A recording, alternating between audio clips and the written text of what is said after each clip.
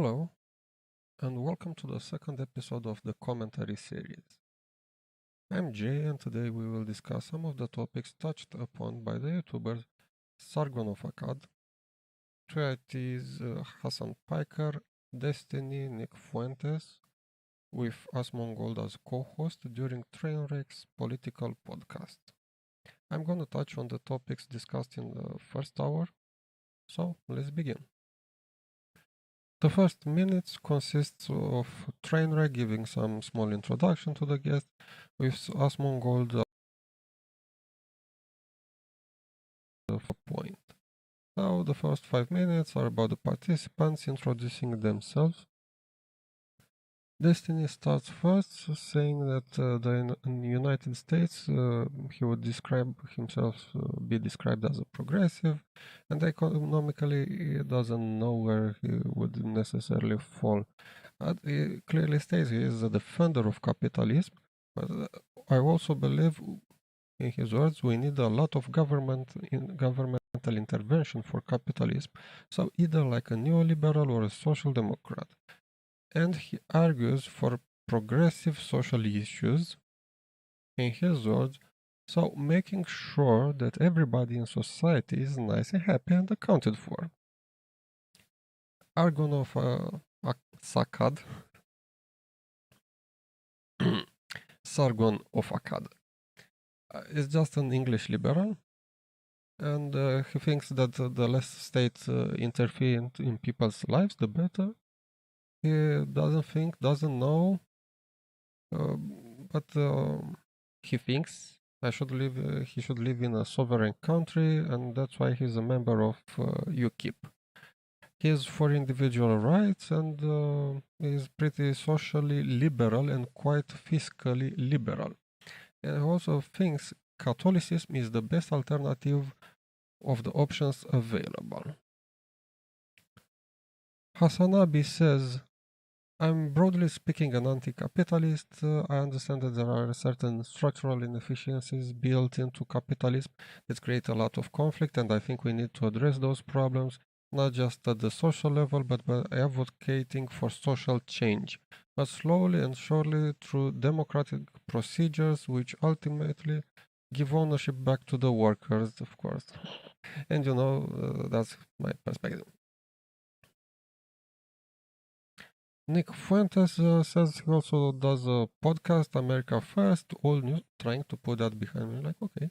But he describes his political views as being, or calling himself a reactionary, a nationalist, a paleoconservative, with regard of the size and scope of government.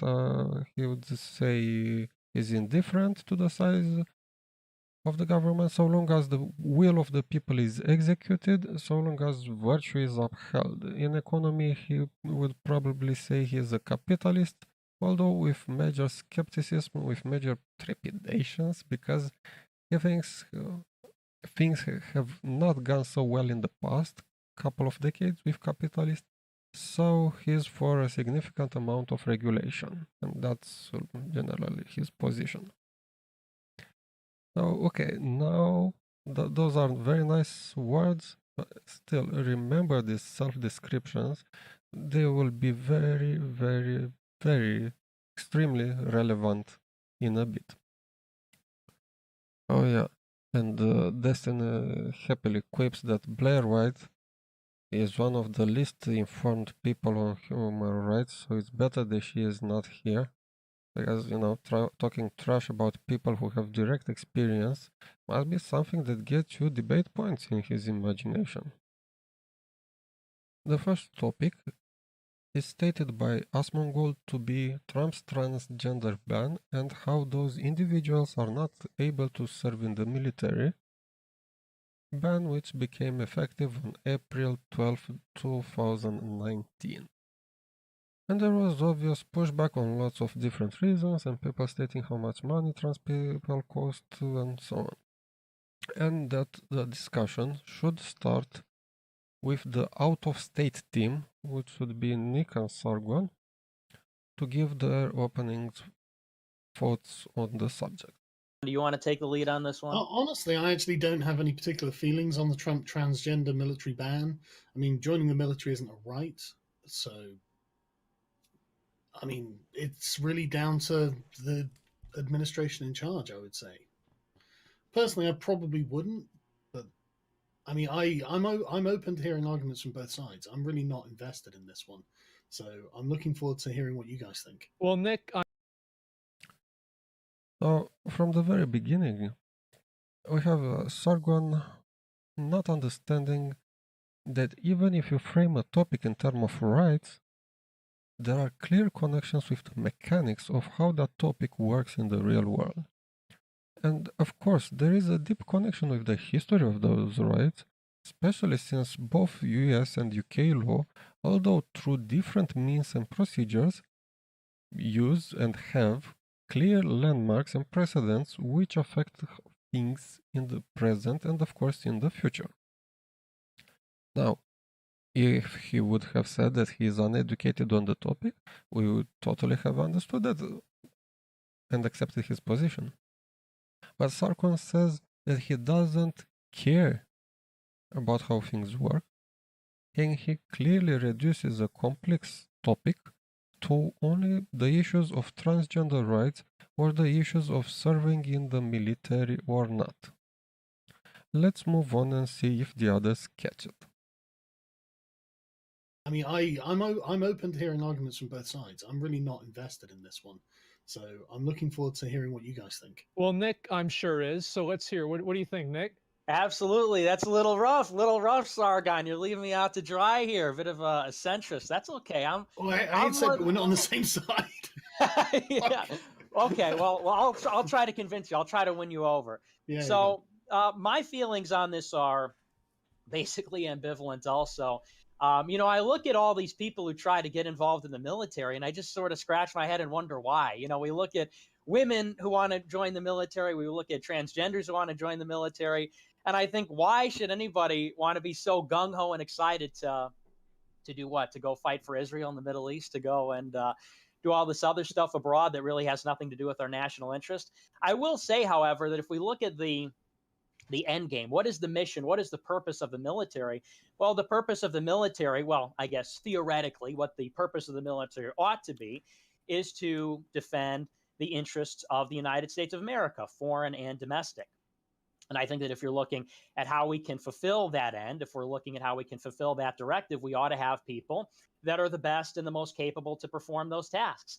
And I'm sure probably the opposition here understands what my position is going to be on this, but basically, I don't recognize the legitimacy of this gender dysphoria, transgender identity. This is my position as a Catholic. This is my position as a conservative. I look at people who begin to transition either chemically or through surgery or even just superficially changing their dress or something. I look at that as somebody who has some kind of issue with early childhood development, probably somebody who perhaps is suffering from other issues mentally. Now, I'm not going to say that everybody who does that is mentally ill. Fortunately, we live in a country and we're on a streaming service where we recognize the rights of everybody. So, I guess in this current paradigm, everybody can basically do as they please. But I feel that somebody who decides to embark on that kind of, if you look at the surgery, it's barbaric and ghastly what they do to their own genitals or their own bodies. If you look at the chemical components, again, it's very rough. Anybody who decides to do that, I don't believe is in the frame of mind where they're able to go into a high stress environment. You look at normal people who go into this high stress environment and they come out with PTSD or other kinds of issues. I just don't think that's the best thing for what we're trying to achieve. Whether that is, the right thing we're trying to achieve, which is serving our own interest or serving somebody else's interests. So while I am basically ambivalent, I do believe that if we're trying to have a military that has efficacy, that is, effective in what it's trying to do, I don't believe that having transgenders involved is really going to advance that cause. I don't think it's really going to facilitate that directive being achieved optimally.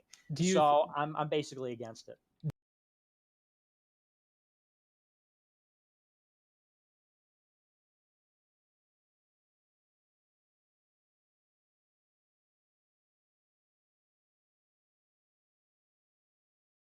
Points while presenting his position. First, he asked what would be the need for anyone to join the military? Why would people need to do that? And of course, he goes for the obvious one, that because the US military is deployed in the Middle East, killing people in other countries, to hurry and enlist in such organization shouldn't be a thing to get excited about. He then proceeds to use his Catholic views to disregard the transgender surgeries and chemical changes.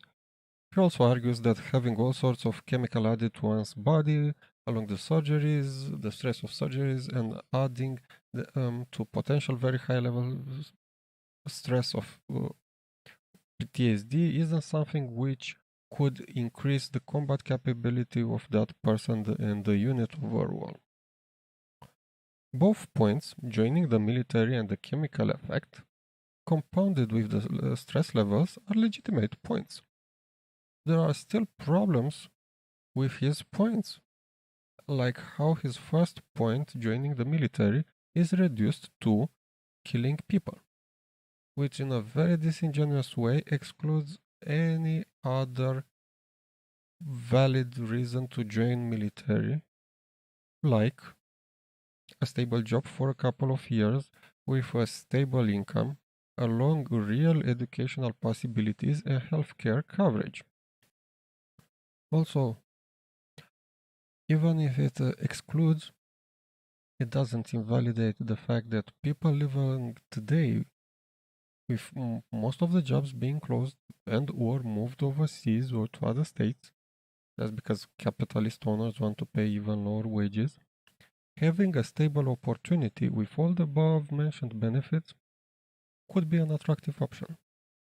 Also, from the beginning of time, the military, besides defending the country and other such roles, was literally used to offer to people a clear ladder through which they could acquire certain benefits and thus have those individuals climb the social economic ladder for their own benefit, as well as for the benefit of the state government and the society as a whole. And of course, this point could have been discussed from the perspective of both active duty and retired transgender people. But it is not.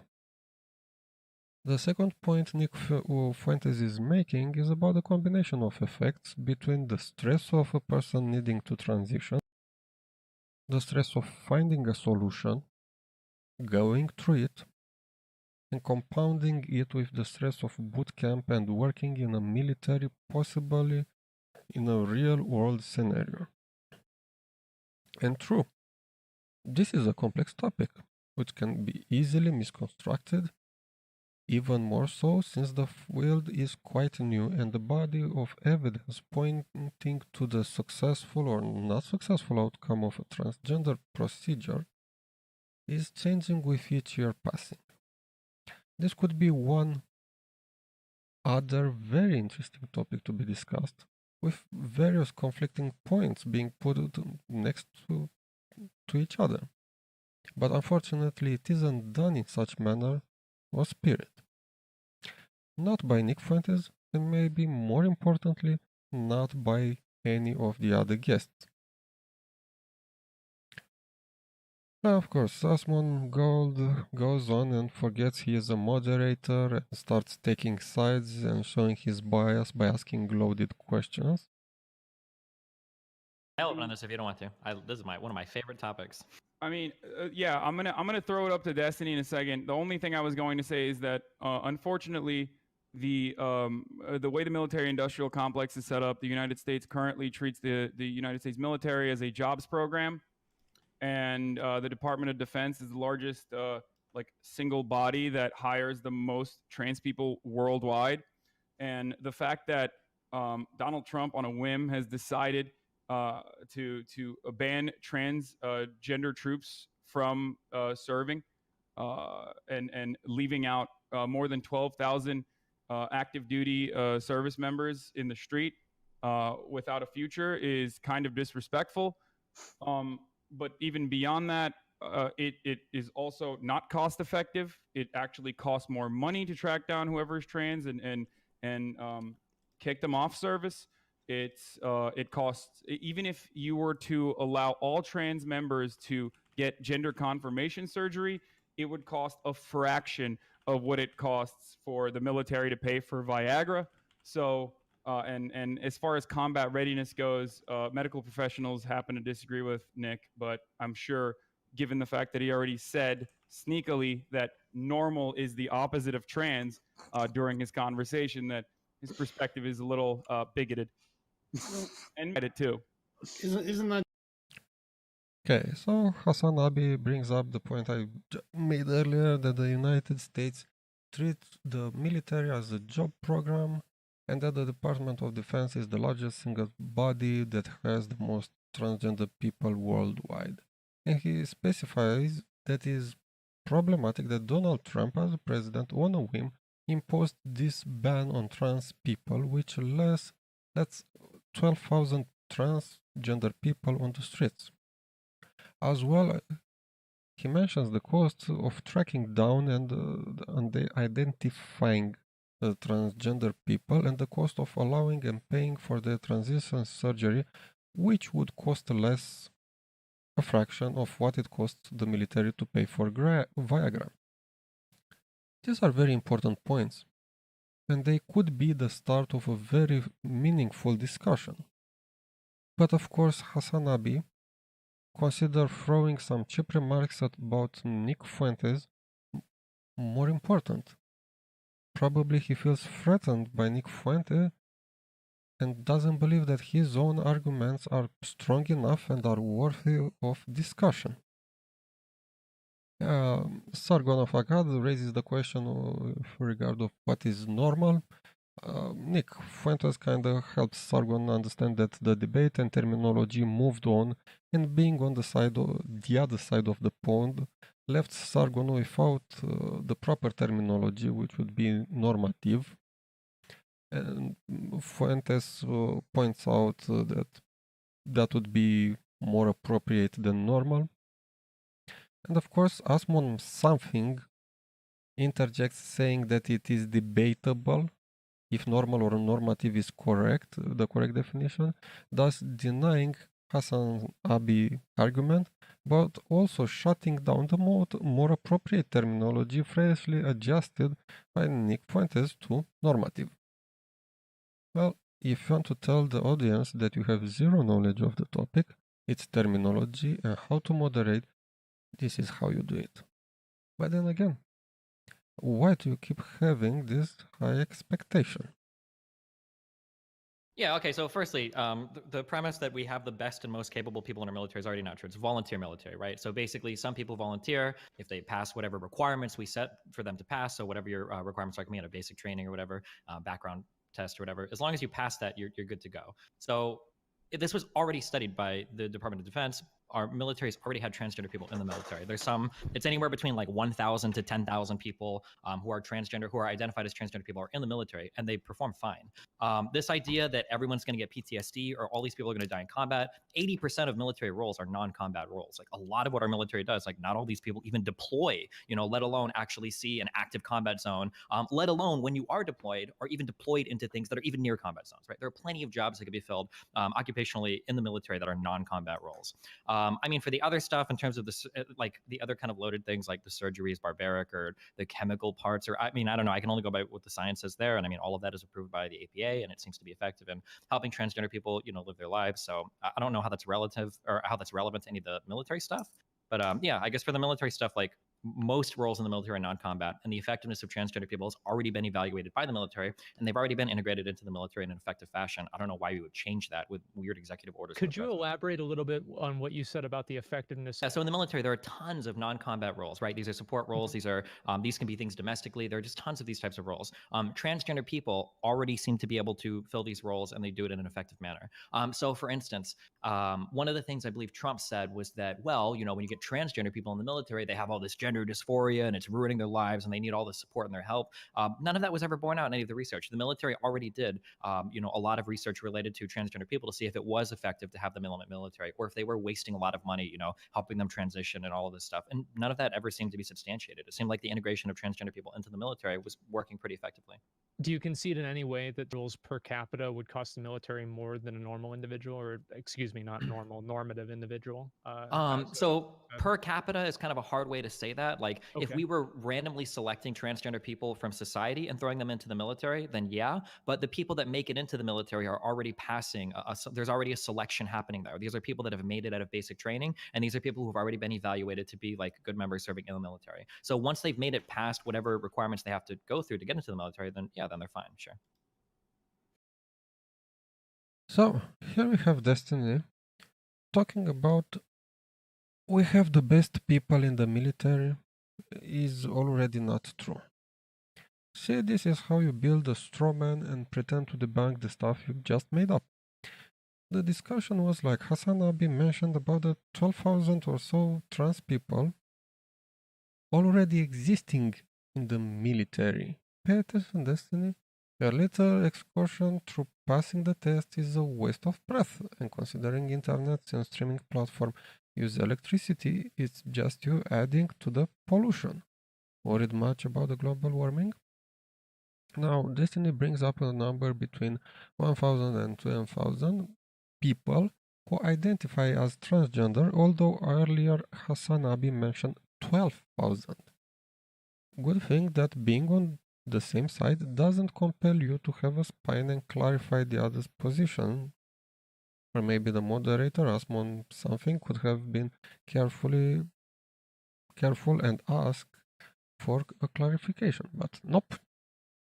Oh, and here we are at the great topic, which is the Department of Defense put out a study report that transgender people are doing okay.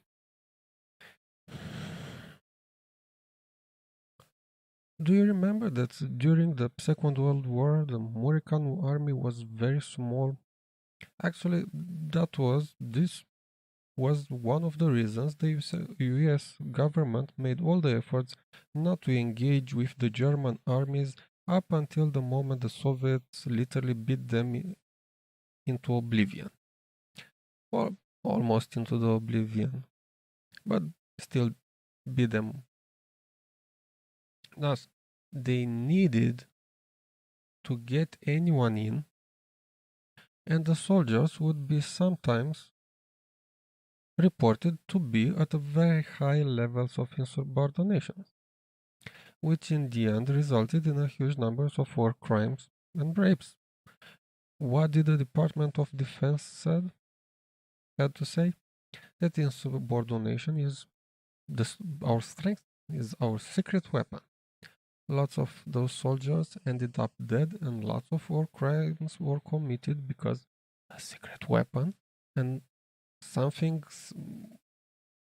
which was officially said by the Department of Defense. Also, does anyone remember McNamara's idiots or McNamara's folly?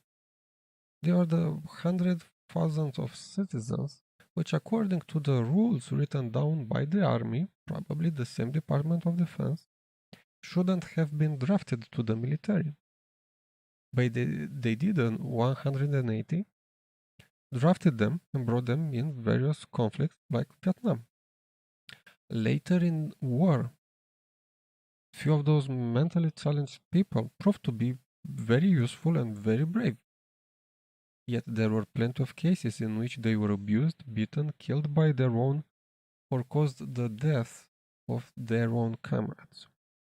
But don't you dare complain, because the very same Department of Defense had a good spin to it, and after that, the same department tried to bury it as deeply as they could.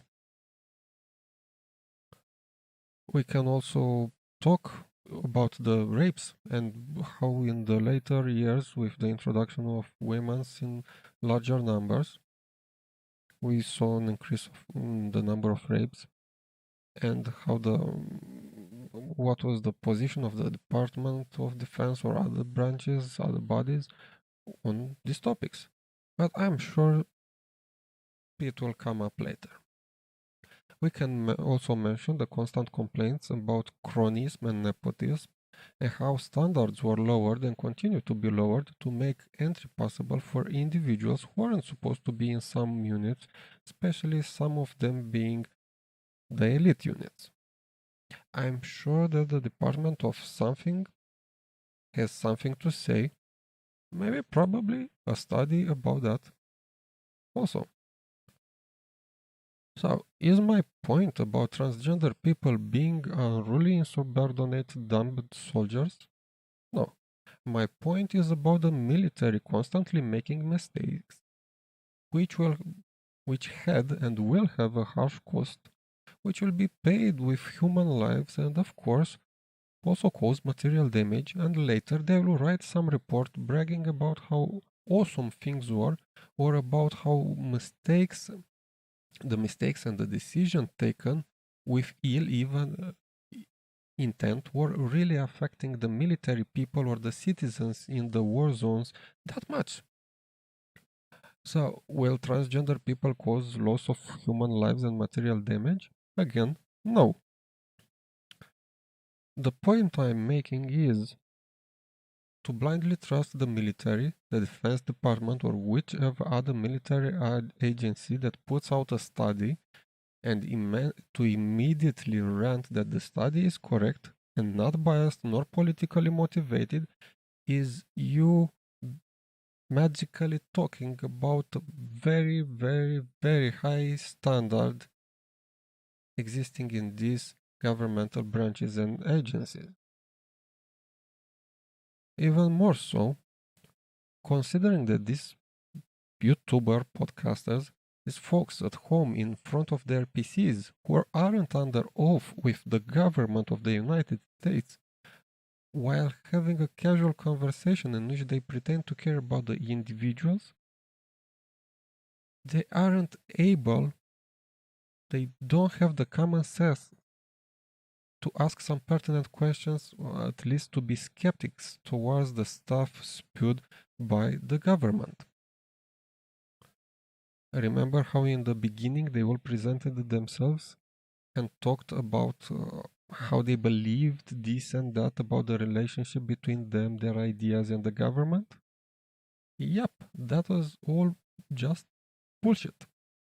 If in the papers put out the government is written something that supports their position, they will eat it up with both hands without thinking and without questioning it.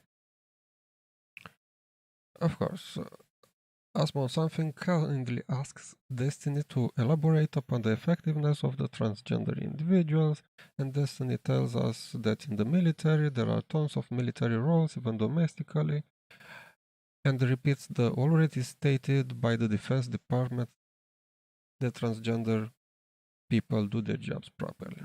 Also, Destiny tells us that Trump complained about the transgender people, the fact that they all have this gender dysphoria ruining their lives, and they need all the support and help. And goes on and says that this stuff wasn't supported by the report. It wasn't in the data. And since it wasn't in the data, then the conclusion has no data available to support it. Right? That is literally people using absence of evidence as proof. Also, let me put it in better words, in more clear context.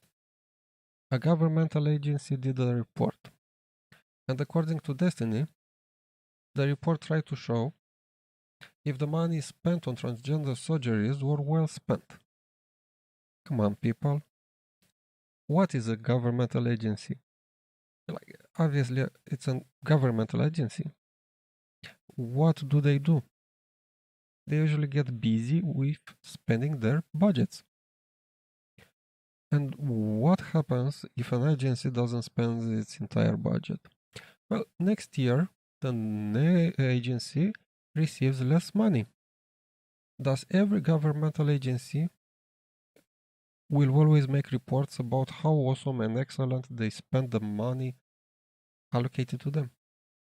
And of course, in pure governmental lingo, they will add some pages with stats, nicely drawn graphics, graphs, and so on to clearly state how they need some more money because they were so great at spending the previously received money.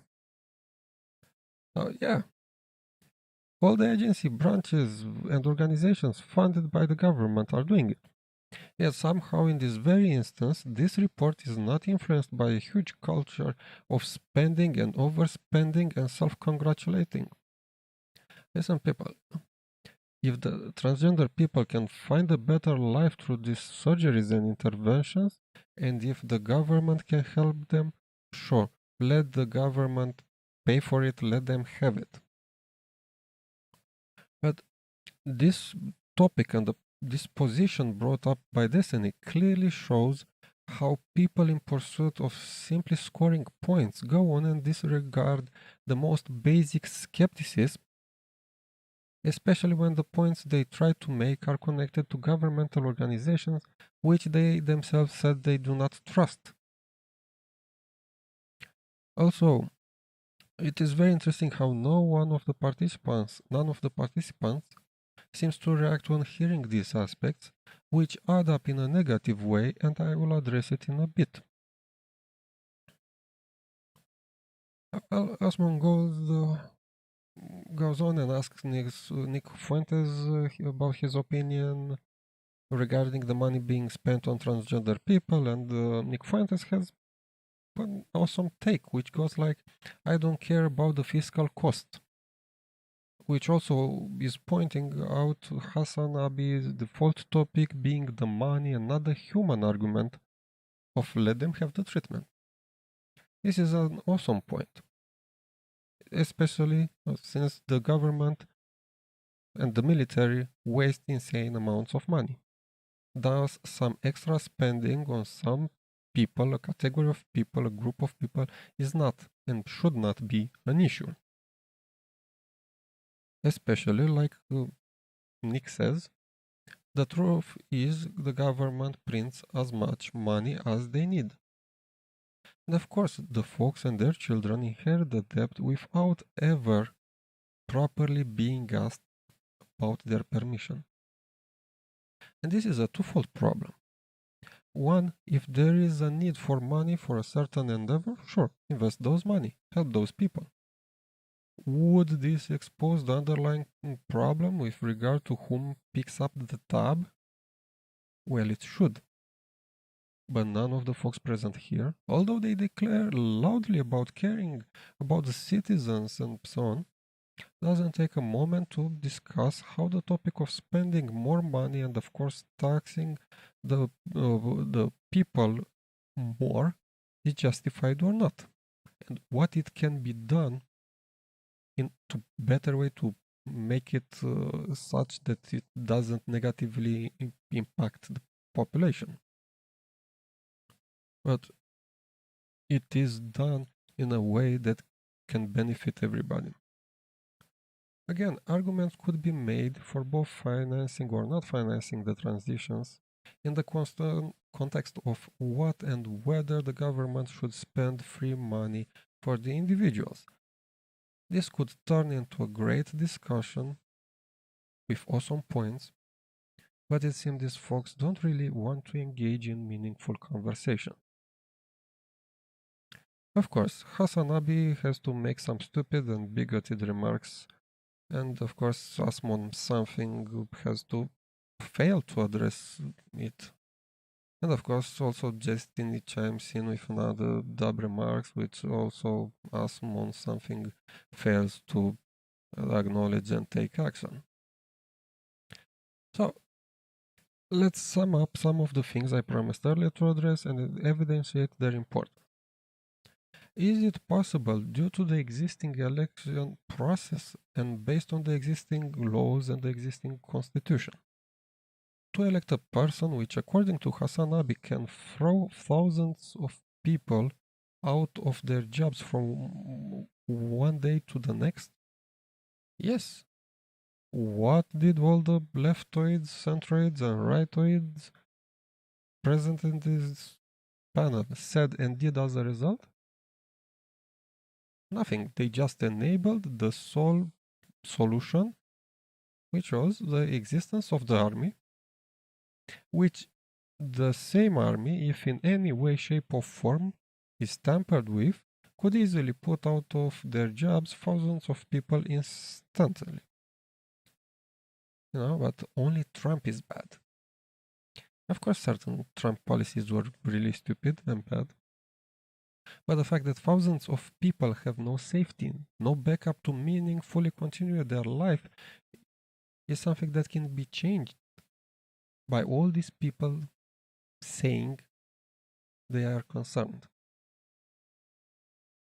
And even if the simplest thing to do is to blame one person, in this case Trump, does that change anything?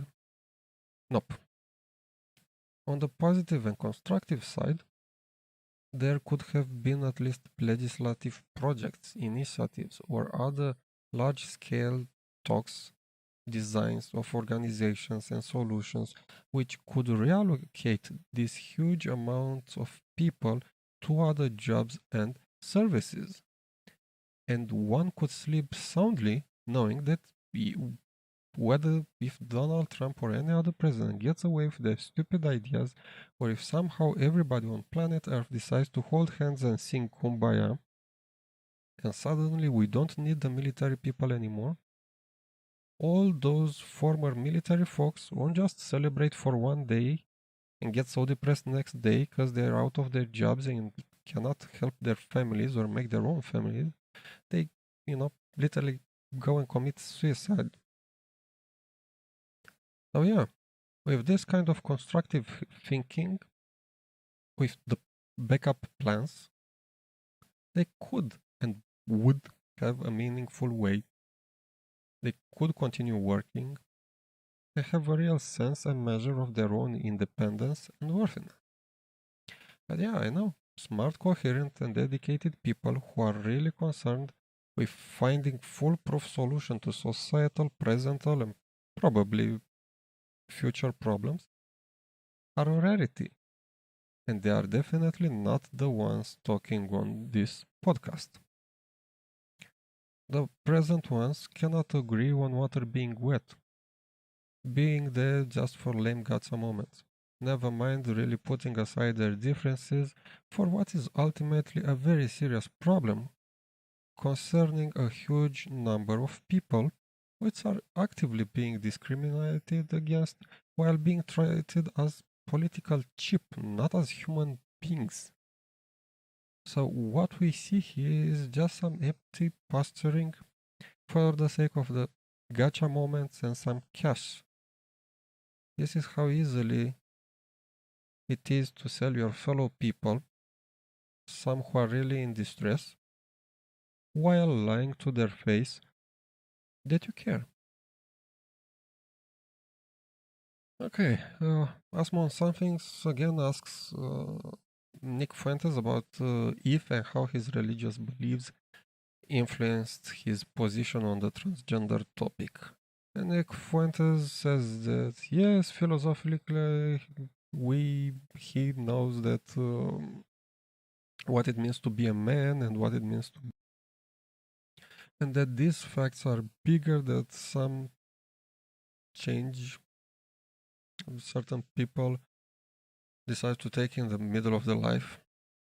Yeah, he goes on and uses some loaded terms. That is not nice. Makes a point about agreeing with Hasanabi and Destiny's position regarding the military being a large bureaucratic enterprise, acting like a big employer, having most of its volunteer employed in non-combat roles, and that having transgender people in the military would not be the end for the overall operational capacity. But he states that it is a symbolic issue, a political issue, in which a president uses his administration to appease its base on topics which should not be a priority for the administration. And see, here is a clear moment when all the parties should have agreed that, like I said before, better things could be put in place. But that would necessitate a certain level of maturity and really caring about those transgender people, which are at the topic here. Okay, so we'll continue have a short break with part 2, in which we expose more of the stupidity, sexism, and overall ill intent of the folks present in the debate.